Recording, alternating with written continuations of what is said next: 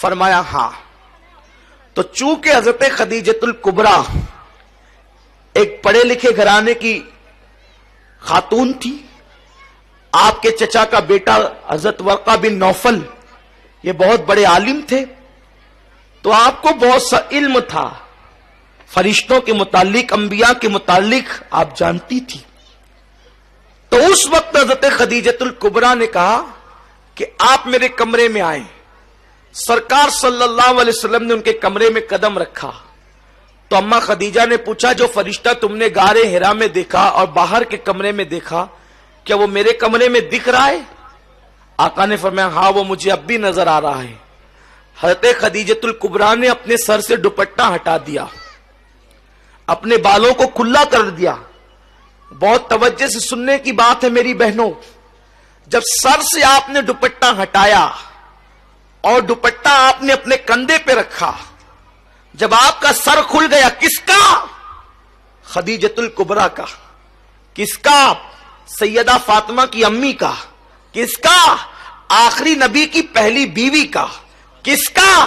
جس کو عرش سے خدا سلام کرتا ہے اس خدیجہ کا.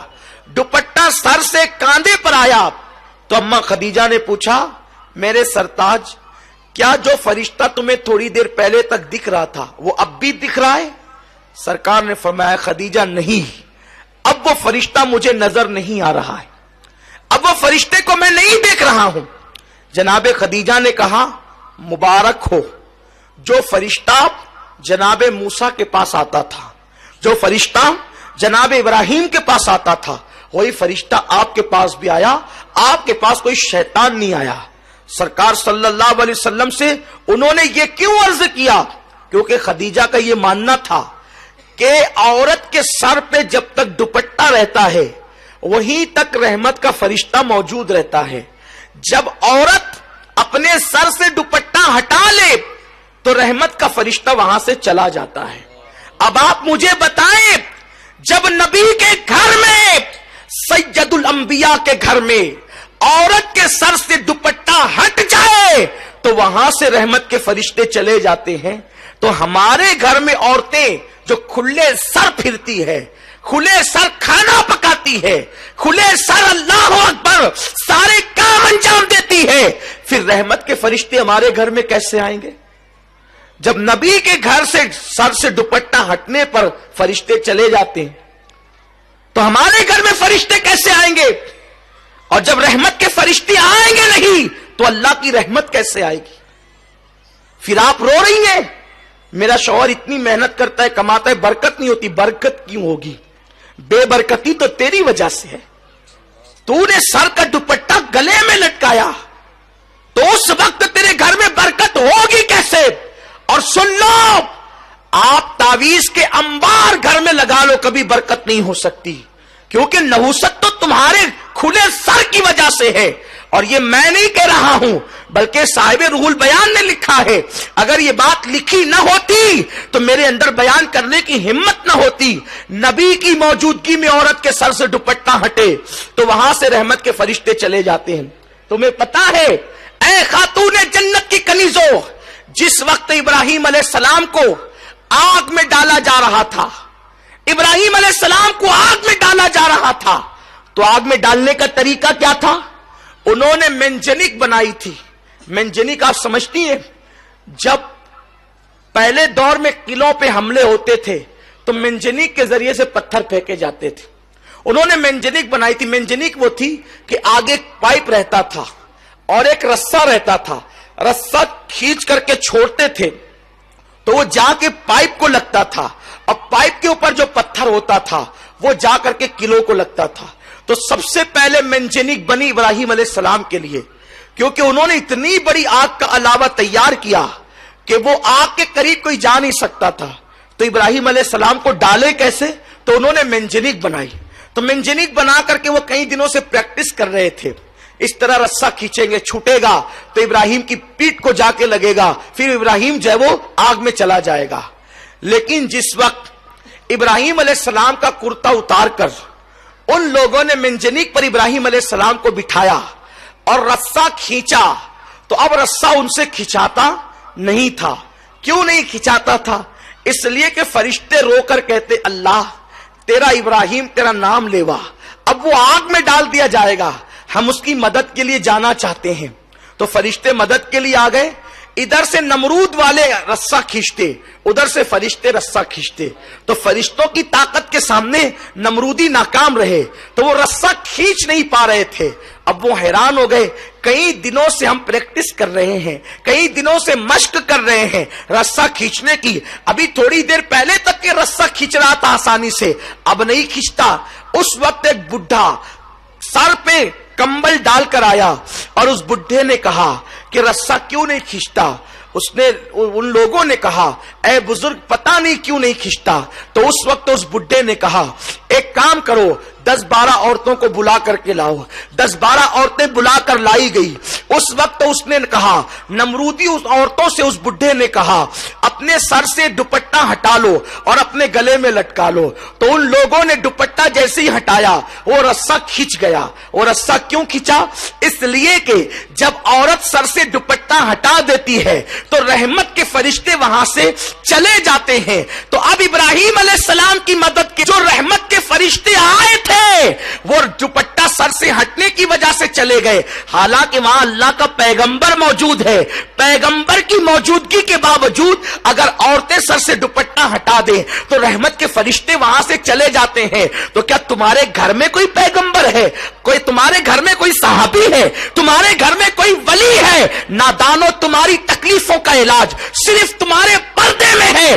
پردے میں رہ کر دیکھو، پھر میرے اللہ کی قدرت دیکھنا، اس کے کرم کی بارشیں دیکھنا۔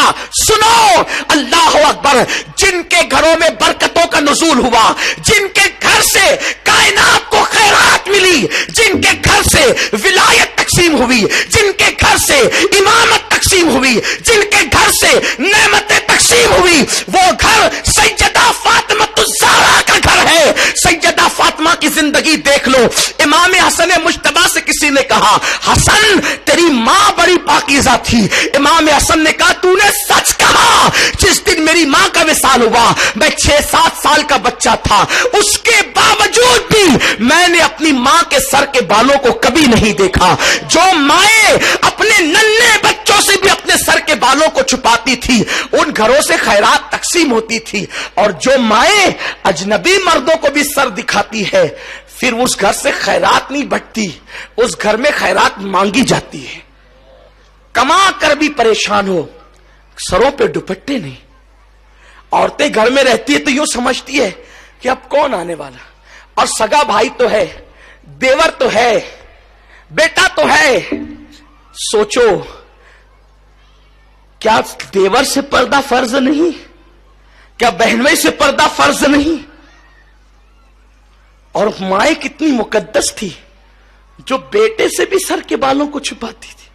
کتنا مشہور سا وہ واقعہ ہے کہ ایک مرتبہ اہل دلی نے بابا فرید سے کہا فرید بارش بند ہو گئی بابا صاحب، لوگوں نے بہت دعائیں کی بارش نہیں ہوتی، آپ دعا کر دیں۔ بابا صاحب نے کپڑے کا ٹکڑا نکالا، ہوا میں لہرا کر 4 جملے بھی نہیں کہے تھے، باران رحمت کا نزول ہوا، دلی جل تھل ہو گیا۔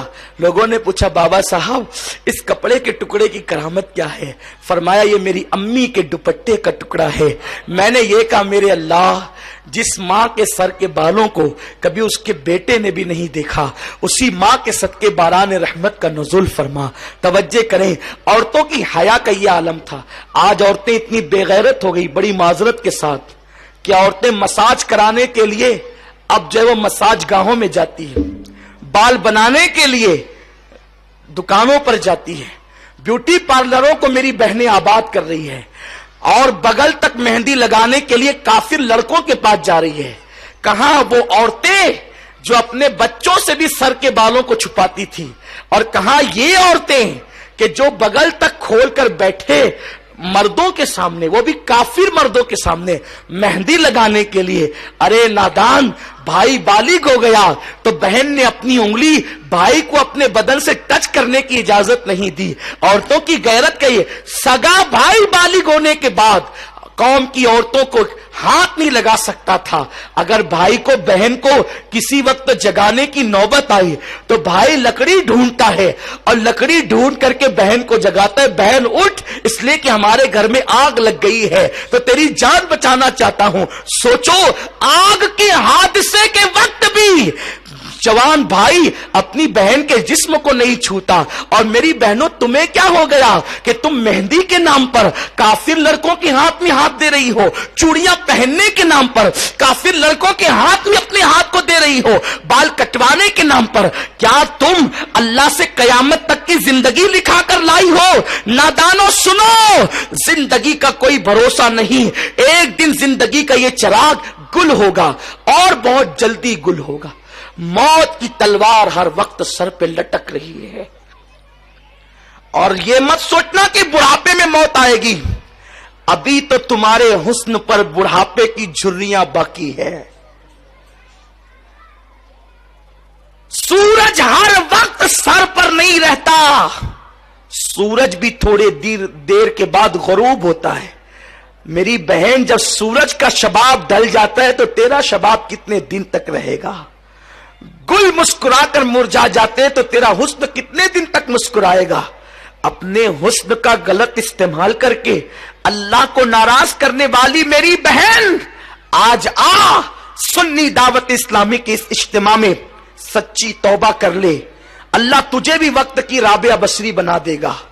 आप सच्ची तौबा कर ले, अल्लाह तुझे भी नफीसा मिस्री बना देगा। आ सच्ची तौबा कर ले, अल्लाह तुझे भी अपने वक्त की उम्मुल जब्बार बना देगा। आ सच्ची तौबा कर ले, अल्लाह तुझे अपने वक्त की उम्मुल खैर बना देगा। आ सच्ची तौबा कर ले, अल्लाह तुझे अपने वक्त की उम्मुल वरा बना देगा। आ सच्ची तौबा कर ले, तू भी सैयदा ज़ैनब की कलेश बन जाएगी। सकीना तेरी जिंदगी पर नाज करेगी, सैयदा फातिमा को तुझ पर नाज होगा। आ सच्ची तौबा कर ले, ये दुनिया जी लगाने की जगह नहीं, ये दुनिया खत्म होगी, बहुत जल्द खत्म होगी। तूने अपनी मां का जनाजा उठते देखा, अपनी दादी का जनाजा उठते देखा, अपनी नानी का जनाजा उठते देखा, तूने कितनी औरतों का जनाजा उठते देखा, अपनी पड़ोसनों का जनाजा उठते देखा। मेरी बहन का तू इबरत हासिल नहीं करती, एक दिन तेरा भी जनाजा उठेगा, एक दिन तेरा भी जनाजा उठेगा और तेरे साथ कोई न जाएगा, न तेरा शौहर, न तेरे बच्चे, न तेरी सहेली, न